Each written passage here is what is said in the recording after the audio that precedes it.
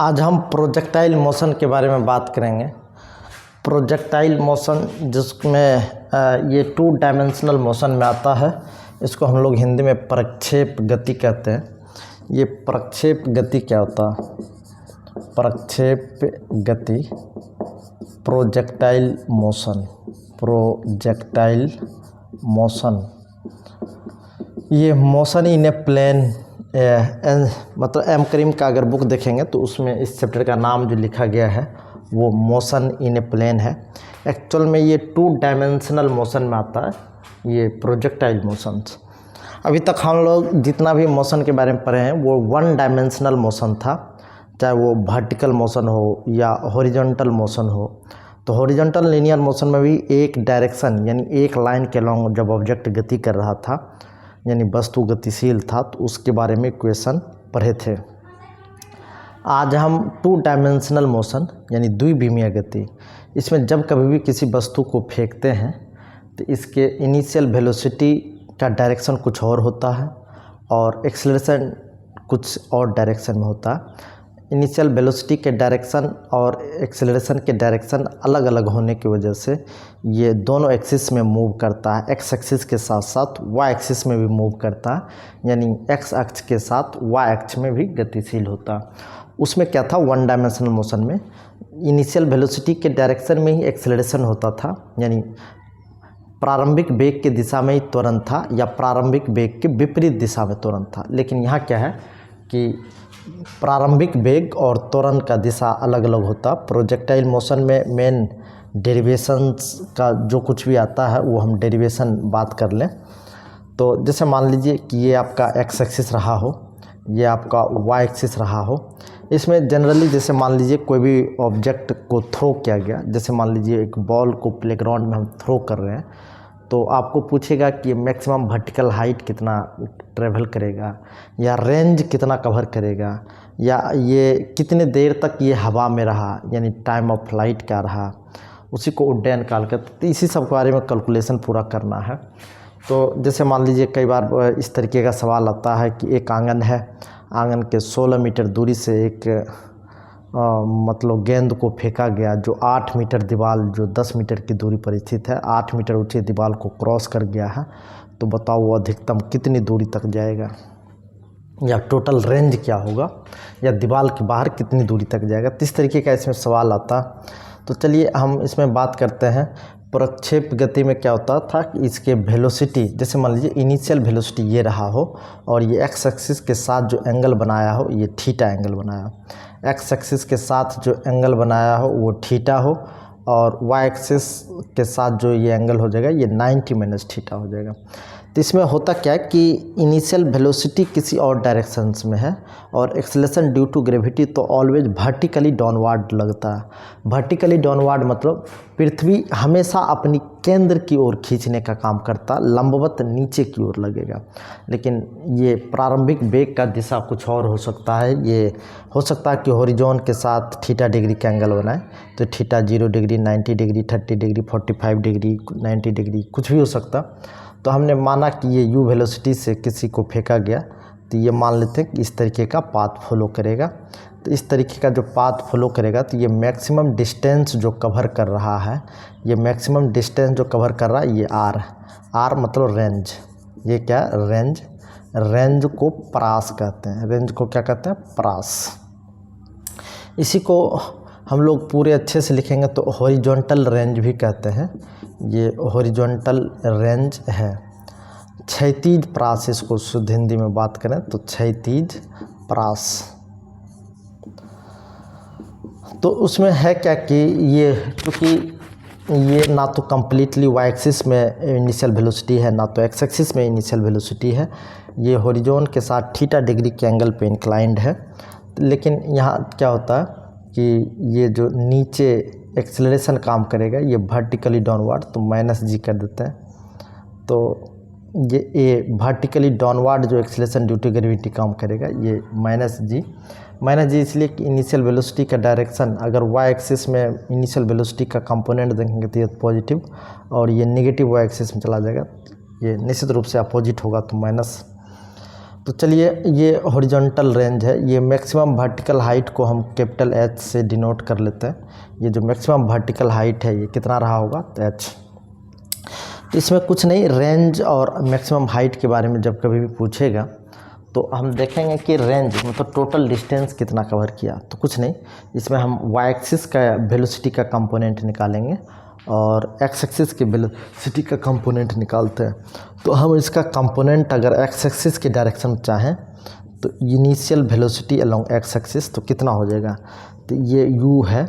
x axis में अगर component निकालें तो u cos थीटा, इस वेक्टर का कंपोनेंट x एक्सिस पे निकालना है। तो वेक्टर से एक्सिस की तरफ घूमेंगे और जितना एंगल आपको बेंड करना पड़ा उसमें cos एंगल लगा देंगे। तो cos कितना एंगल बेंड करना पड़ा, थीटा, तो u cos थीटा। तो ये क्या हो गया, initial velocity along x axis. ये initial velocity along x axis, प्रारंभिक वेग, x अक्ष में प्रारंभिक वेग। अच्छा, इसी तरीके से y एक्सिस में अगर इनिशियल वेलोसिटी निकालना चाहें तो ये 90 माइनस थीटा है। तो इस वेक्टर का कंपोनेंट y एक्सिस पे निकालना है तो इससे एक्सिस की तरफ घूमेंगे और जितना एंगल घूमना पड़ा उसमें हम लोग cos 9 मतलब जितना एंगल घूमना पड़ा वो एंगल लगा देंगे cos लगा के। तो cos 90 माइनस थीटा होता क्या, तो u sin थीटा। मतलब initial velocity along y axis कितना हो गया, तो u sin theta. Initial velocity along x axis कितना हो गया, तो u cos थीटा। इसमें हम x एक्सिस के लिए जो कैलकुलेशन करेंगे वो अलग करेंगे और y एक्सिस के लिए कैलकुलेशन जो करेंगे वो अलग करेंगे। x एक्सिस की जब हम बात करेंगे तो देखेंगे कि initial velocity along x axis, तो ये क्या लिख सकते हैं, dx upon dt। The rate of change of displacement dx upon dt, तो ये क्या होगा, initial velocity along x axis. तो dx इक्वल टू क्या होगा, ux into dt, ux into dt।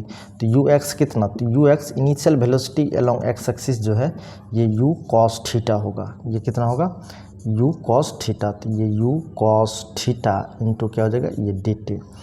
इसको जैसे इंटीग्रेटिंग बोथ साइड करेंगे, integrating both side, integrating both side. एक चीज़ और, ये initial velocity along x axis है। कोई पूछेगा कि इसी को डिफ्रेंशिएट आप कैसे कर दिए, इसमें x एक्सिस में तो एक्सेलरेशन भी रहा होगा। तो हम बता दें x एक्सिस में एक्सेलरेशन नहीं होगा, क्यों, चूँकि एक बार जब ऑब्जेक्ट को फेंक दिया गया तो x एक्सिस में ऐसा कोई भी एक्सेलरेशन काम नहीं कर रहा है जो कि x एक्सिस में इसका वेलोसिटी इंक्रीज करे। हाँ, ये जब वर्टिकल मोशन करेगा y एक्सिस के अलोंग मोशन को जब हम कंसीडर करेंगे तो वहाँ एक्सेलरेशन ड्यू टू ग्रेविटी की वजह से इनिशियल वेलोसिटी डिक्रीज करेगा विथ रिस्पेक्ट टू टाइम। लेकिन x एक्सिस में जो वेलोसिटी का कंपोनेंट है वो नहीं बदलेगा। तो x एक्सिस में वेलोसिटी का कंपोनेंट क्यों नहीं बदलेगा, क्योंकि यहाँ जो है आपको एक्सेलरेशन नहीं है x एक्सिस में। तो अगर हम आपको चाहें तो इसको एक स्टेप मिटा करके एक्सेलरेशन को भी कंसीडर करके हम आगे बढ़ते हैं। जैसे कैलकुलेशन फॉर x एक्सिस की अगर हम बात करें तो चूँकि v equal to u plus 80 होता है, तो v equal to u plus 80 लिखेंगे। तो वेलोसिटी अलोंग x एक्सिस निकालना चाहें तो initial velocity along x axis plus acceleration along x axis plus time t। चूँकि एक्सेलरेशन अलोंग x एक्सिस है ही नहीं, चूँकि x एक्सिस में कोई भी एक्सेलरेशन नहीं है। जब एक बार ऑब्जेक्ट को फेंक दिया जाता है तो ऐसा कोई भी एक्सेलरेशन उसमें लगने वाला नहीं है। तो वेलोसिटी अलोंग x एक्सिस तो ux मतलब u cos थीटा, ये u cos theta acceleration along x axis तो 0 इंटू टी, तो क्या हो जाएगा 0। तो vx इक्वल टू हो जाएगा u cos थीटा। तो u cos थीटा, तो अगर हम देखें तो वेलोसिटी अलोंग x एक्सिस कितना होगा, तो ये dx अपॉन dt। तो dx इक्वल टू कितना हो जाएगा, velocity along x axis into dt। तो वेलोसिटी अलोंग x एक्सिस कितना, तो ये u cos theta into dt। तो ये इंटीग्रेटिंग बोथ साइड दोनों ओर समाकलित करने पर तो ये dx का इंटीग्रेशन ये u cos theta into dt। ये जैसे मान लीजिए जिस समय यहाँ टाइम वेरिएबल है और यहाँ डिस्टेंस वेरिएबल, जिस समय टाइम 0 रहा होगा उस समय जो डिस्टेंस ट्रेवल किया वो 0, लेकिन जिस समय टाइम मान लेते हैं फुल यहाँ से यहाँ तक के आने का जो टाइम है इसको टाइम ऑफ फ्लाइट कहते हैं। तो 0 से t अगर कर दें तो ये टोटल जो डिस्टेंस कवर करेगा। जिस समय टाइम 0 था तो डिस्टेंस भी 0 ट्रेवल किया था। ये टोटल टाइम ऑफ फ्लाइट ले ले तो ये टोटल जो डिस्टेंस कवर किया r किया। तो dx का इंटीग्रेशन x ये 0 to r, इसमें u cos थीटा बाहर कर लें, ये dt और ये 0 से t हो जाएगा। तो dx का इंटीग्रेशन x की जगह अपर लिमिट माइनस लोअर लिमिट, तो u cos थीटा dt का इंटीग्रेशन t ये 0 से t। तो r इज इक्वल टू कितना, तो u cos theta at upper limit minus lower limit तो t माइनस 0। तो r equal to u cos theta into t। तो चलिए इसमें हम टाइम ऑफ फ्लाइट निकालना पड़ेगा कि यहाँ से यहाँ तक आने में कितना टाइम लगा होगा। तो इस टाइम को कैलकुलेट करेंगे तो यहाँ से हमको रेंज आ जाएगा। उसके बाद हम वाई एक्सिस के लिए कैलकुलेशन करते हैं। v equal to U plus A T हम पुनः लगाएंगे। तो वेलोसिटी अलोंग वाई एक्सिस की बात करेंगे तो इनिशियल वेलोसिटी भी अलोंग एक्स एक्सिस और एक्सेलरेशन भी along X axis into time T. तो V Y is equal to कितना, तो initial velocity along Y axis जो है ये कितना आया, u साइन थीटा है। तो हम लोग लिखेंगे u sine theta plus acceleration along Y axis, तो ये माइनस g इंटू टी। तो velocity along Y axis equal to u sine theta minus G T. तो देखेंगे ये माइनस जी टी। अच्छा होता क्या है कि जब तक ये ऊपर चलता जाएगा, जब तक ये ऊपर बढ़ता रहेगा तब तक ये मैक्सिमम हाइट गेन नहीं करेगा। लेकिन जैसे ही मैक्सिमम हाइट को गेन करेगा तो मैक्सिमम हाइट पर इनिशियल मतलब एक वेलोसिटी अलोंग वाई एक्सिस जो है 0 हो जाएगा। लिखते हैं एट मैक्सिमम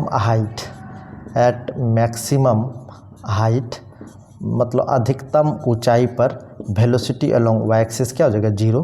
तो 0 इक्वल टू ये u sine theta minus G T. चूँकि जब तक वेलोसिटी अलोंग वाई एक्सिस रहेगा तब तक ये ऊपर उठता जाएगा, लेकिन जैसे अधिकतम ऊंचाई पर गया तो वेलोसिटी वाई एक्सिस का क्या होगा, ख़त्म। अब ये दोबारा नीचे आना प्रारंभ होगा। तो वाई एक्सिस का वेलोसिटी जहाँ ख़त्म हो गया वहाँ जो है वो अधिकतम ऊंचाई पर होगा। तो ये माइनस जी टी, तो जी टी इक्वल टू कितना हो जाएगा, u साइन थीटा। तो t इक्वल टू हो जाएगा u साइन थीटा बाय जी।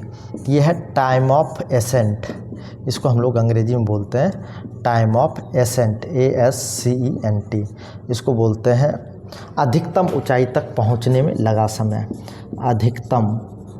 अधिकतम ऊंचाई तक पहुंचने में लगा समय। अधिकतम ऊंचाई तक पहुंचने में लगा समय।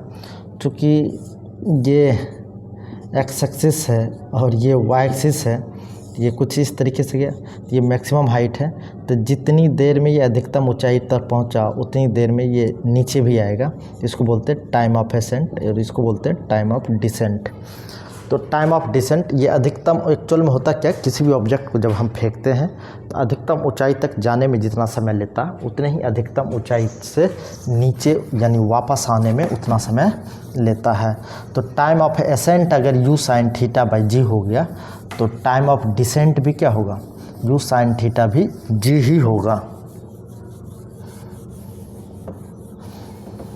तो चलिए हम इसमें टोटल कैलकुलेशन आज करके इसका डेरिवेशंस ख़त्म ही कर देंगे। इससे रिलेटेड सवाल भी धीरे धीरे करवाते रहेंगे हम। तो चूँकि टाइम ऑफ एसेंट जो है ये टाइम ऑफ डिसेंट के बराबर होता है और जो कितना हो जाएगा u sine theta upon G. तो ये अधिकतम ऊंचाई तक पहुंचने में लगा समय और अधिकतम ऊंचाई से नीचे आने में लगा समय। तो ये TD का मतलब time of descent, time of DESCENT descent. अच्छा एक होता उड्डयन काल को बोलते हैं टाइम ऑफ फ्लाइट। क्या बोलते हैं, time of flight, FLIGHT। Time of flight को हम कैपिटल T कहते हैं। तो ये क्या होगा, time of ascent plus time of descent. तो टाइम ऑफ एसेंट कितना होगा, अधिकतम ऊंचाई तक जाने में जो लगा समय है ये होगा u साइन थीटा अपॉन जी। और टाइम ऑफ डिसेंट तो अधिकतम ऊंचाई से नीचे आने में लगा समय, तो ये भी हो जाएगा u sine theta upon G. ये टोटल हो जाएगा 2u sign theta upon G. ये टाइम ऑफ फ्लाइट है। टाइम ऑफ फ्लाइट उड्डयन काल, यानी टोटल कितने देर हवा में रहा। तो टाइम ऑफ फ्लाइट ये कुछ नहीं, टाइम ऑफ एसेंट का दोगुना। क्यों? क्योंकि जितने अधिकतम ऊंचाई तक जाने में लगा समय उतने ही अधिकतम ऊंचाई से नीचे आने में समय लगेगा। तो दोनों को जैसे ही ऐड करेंगे तो टोटल हवा में कितनी देर तक गेंद रहा, तो 2u साइन थीटा अपॉन जी। u क्या था, तो इनिशियल वेलोसिटी, थीटा क्या तो एंगल ऑफ प्रोजेक्शंस आप कह सकते हो, और जी क्या तो acceleration due to gravity. u मतलब प्रारंभिक वेग है, थीटा प्रक्षेपण कोण है, और जी क्या गुरुत्वीय त्वरण है। अच्छा, आर रेंज का जो फार्मूला आया था ये क्या था, तो u cos theta into T. तो t का वैल्यू अगर आ गया तो t का वैल्यू अब रखा जाए u cos theta into T. तो u cos theta into T, t का वैल्यू कितना, तो 2u sign theta upon G. ये कितना हो जाएगा u square 2 sine theta into cos theta upon G. तो 2 sine theta into cos theta is equal to क्या हो जाएगा साइन 2 थीटा। तो साइन 2 थीटा कितना होगा, साइन 2 थीटा, तो 2 sine theta into cos theta. तो 2 sine theta into cos theta को साइन 2 थीटा लिख सकते हैं। ये हो जाएगा u square sine 2 theta upon G. ये क्या हो गया रेंज। रेंज का फार्मूला जब कभी भी आपको याद करना हो तो r equal to u square sine 2 theta upon G. चूँकि 2 into sine theta into cos theta, 2 sine theta into cos theta को हम लोग साइन 2 थीटा लिख सकते हैं। अब है कि मैक्सिमम वर्टिकल हाइट कितना होगा। तो मैक्सिमम वर्टिकल हाइट के लिए जब आप कैलकुलेशन करेंगे तो उसके लिए भी हम कैलकुलेशन कर ही लेते हैं।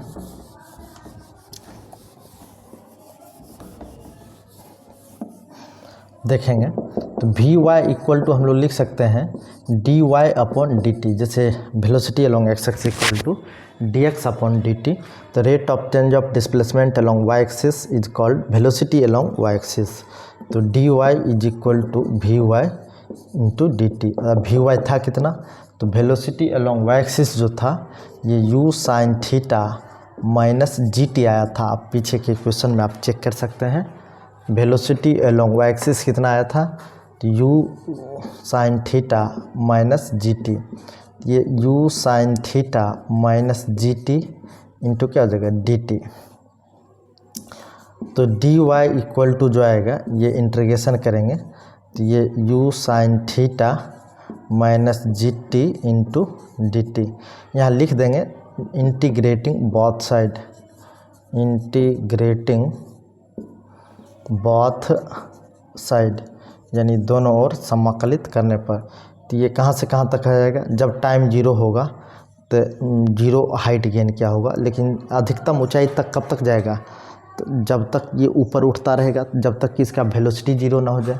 तो वहाँ को वो बोलते थे टाइम ऑफ एसेंट। मतलब टाइम ऑफ एसेंट तक जो ये हाइट गेन करेगा ये कैपिटल एच, या तो चलिए कैपिटल एच ही लिख देते हैं।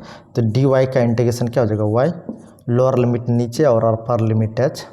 यहाँ क्या हो जाएगा you sine theta, you sine theta आप बाहर निकाल लें और डी टी अब माइनस जी आप बाहर निकाल लें टी डी टी। ये जीरो से लेके कहाँ तक, ये इंटीग्रेटिंग बोथ साइड ये यहाँ से स्टार्ट है। लिमिट जो है ये जीरो से क्या है 2a। तो जीरो से लेके टी ए तक, ये भी जीरो से लेके टी ए तक। तो ये अपर लिमिट माइनस लोअर लिमिट इस साइड आप कर सकते हो। जो इंटीग्रेट हो के आया है उसकी जगह अपर लिमिट माइनस उसी की जगह लोअर लिमिट। तो एच माइनस जीरो, ये U sine theta D T का इंटीग्रेशन क्या होगा टी, ये zero to T A minus G, और टी डी टी का इंटीग्रेशन क्या होगा, तो टी स्क्वायर अपॉन टी, ये भी क्या जीरो से टी ए। तो अगर आप देखेंगे तो क्या होगा एच माइनस जीरो तो एच यू साइन थीटा, तो अपर लिमिट माइनस लोअर लिमिट, तो टी ए माइनस जीरो, ये माइनस हाफ जी तो टी का स्क्वायर, तो टाइम ऑफ एसेंट का स्क्वायर माइनस 0 का स्क्वायर। 2 को बाहर कर लिए, जो इंटीग्रेट होकर आया जैसे टी स्क्वायर, यहाँ वेरिएबल टी था तो टी की जगह एक बार ऊपरी सीमा माइनस उसी टी की जगह निचली सीमा। चूँकि यहाँ टी का स्क्वायर था तो टी स्क्वायर माइनस 0 स्क्वायर। तो ये एच बराबर कितना होगा, U sine theta into time of ascent minus half G time of ascent का स्क्वायर। तो एच इक्वल टू ये U sine theta into time of ascent, तो U sine theta upon G divided by minus half G. तो ये U sine theta upon G का क्या हो जाएगा, स्क्वायर। ये कितना होगा, H equal to U square sine square theta upon G minus एक जी से एक जी कैंसिल हो जाएगा। तो ये you square sine square theta upon 2g, एक जी से एक जी कैंसिल हो जाएगा, you square sine square theta upon 2g, कुछ इस तरीके से आएगा। अब इसको हम कैलकुलेट जब करना चाहें, इसको कैलकुलेशन करके जब आप लिखेंगे तो दोनों का एलसीएम लेंगे तो ये 2g आएगा। सीधा सोच लीजिए you square sine square theta by 2g या you square sine square theta बटे 2g। तो ये 1 है तो ये हाफ है, तो ये जो सॉल्व करने के बाद बचेगा you square sine square theta बटे 2g। ये इस तरीके से मैक्सिमम हाइट इतना ही बचेगा। तो आप याद रखेंगे रेंज में क्या था, तो यू स्क्वायर साइन 2 थीटा बटे जी था, सिर्फ 2 थीटा बटे जी था। यहाँ एच क्या, you square sine square theta बटे 2g। तो इससे रिलेटेड सवाल जब हम करवाएंगे तो सवाल भी इसका बड़ा अच्छा सवाल आता है, तो हम बाद में करेंगे। अब इसमें एक चीज़ पूछा जाता है कि इक्वेशन इसका किस तरीके का आएगा जब किसी भी ऑब्जेक्ट को हम थ्रो करते हैं, तो इसका ट्रेजेक्टरी पाथ कैसा आता है, यानी किस तरीके का पाथ फॉलो करेगा, सर्कुलर पाथ फॉलो करेगा, पैराबोलिक पाथ फॉलो करेगा, कि हाइपरबोलिक पाथ फॉलो करेगा, कि इलिप्टिकल पाथ होगा, इसका पाथ किस तरीके से आएगा। तो इसके लिए जब कैलकुलेशन करना हो तो हम लोग कुछ नहीं, दोनों एक्स एक्सिस और वाई एक्सिस के बीच इक्वेशन यानी रिलेशन निकाल लेंगे और उसमें देख लेंगे कि वाई एक्स का किस तरीके का फंक्शन है। तो जिस तरीके का फंक्शन होगा उसी तरीके का ये पाथ फॉलो करेगा। आप लोग पढ़े होंगे equation of circles, equation of ellipse, equation of parabola. तो हम चेक कर लेंगे। तो देखते हैं वेलोसिटी अलोंग एक्स एक्सिस की बात करेंगे तो ये dx अपॉन dt, तो dx इक्वल टू क्या होगा, vx इंटू dt। चूँकि वेलोसिटी अलोंग एक्स एक्सिस जो होता है ये u cos थीटा होता है, तो dx इक्वल टू हो जाएगा ये u cos theta into dt। इसको लिखेंगे इंटीग्रेटिंग बोथ साइड, क्या लिखेंगे, इंटीग्रेटिंग बोथ साइड। अच्छा, हिंदी में अगर आप लिखना चाहें तो लिखेंगे दोनों ओर समाकलित करने पर, तो ये dx, ये u cos theta into dt। तो dx का इंटीग्रेशन x, तो u cos थीटा क्या आ जाएगा बाहर, u cos थीटा क्या आ जाएगा बाहर, u cos थीटा बाहर आ जाएगा, और dt का इंटीग्रेशन t। तो ये t इक्वल टू अगर यहाँ से निकालना चाहें तो x upon u cos theta आएगा। तो ये आपको t निकाल लिया गया। अब हम देखते हैं कि y से y velocity along y axis क्या था, तो ये था u sine theta minus G T. चूँकि वेलोसिटी अलोंग y एक्सिस तो इसको लिख सकते हैं dy अपॉन डी टी। तो वेलोसिटी अलोंग y एक्सिस को हम लोग क्या लिख सकते हैं, dy अपॉन डी टी। तो ये u sine theta minus G T. तो dy इज इक्वल टू ये u sine theta minus G T into D T. तो इंटीग्रेटिंग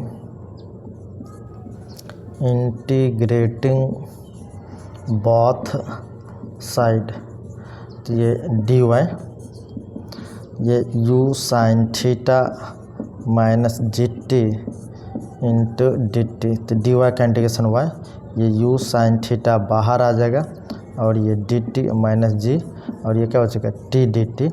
तो y इक्वल टू ये u sine theta into T minus G, ये T D T का integration क्या होगा T square upon 2।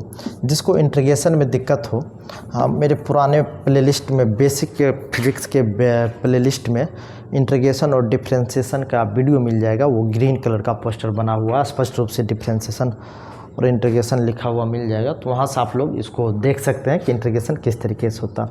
ऐसे हम शॉर्ट में बता दें, टी पावर नहीं कुछ है तो 1 है, तो 1 है तो जितना पावर होता है उसमें एक और जोड़ के उसी से डिवाइड कर देते हैं। क्यों? क्योंकि टी पावर n dt अगर रहता है तो जितना पावर है उसमें एक और ऐड किया जाए और उसी से क्या किया जाए, डिवाइड कर दिया जाता है। ये फार्मूला हर जगह वैलिड होता, सिर्फ n = -1 के लिए वैलिड नहीं होता। T Y equal to U sine theta into T, T के जगह का जो वैल्यू है हम लिख देते हैं x/u cos थीटा। कोई पूछेगा सर टाइम को आप क्यों रिप्लेस कर रहे हैं? क्योंकि टाइम के साथ नहीं, हम y और x के बीच रिलेशन निकालेंगे तभी हमको पता चलेगा कि ये किस तरीके का इक्वेशन आ रहा है, और इक्वेशन से हम लोग डिसाइड करेंगे कि ये इसका पाथ कैसा होगा, एलिप्टिकल, सर्कुलर या पैराबोलिक। तो ये तो g/2 को बाहर कर लिए और ये x/u cos थीटा, इसको क्या कर देंगे स्क्वायर।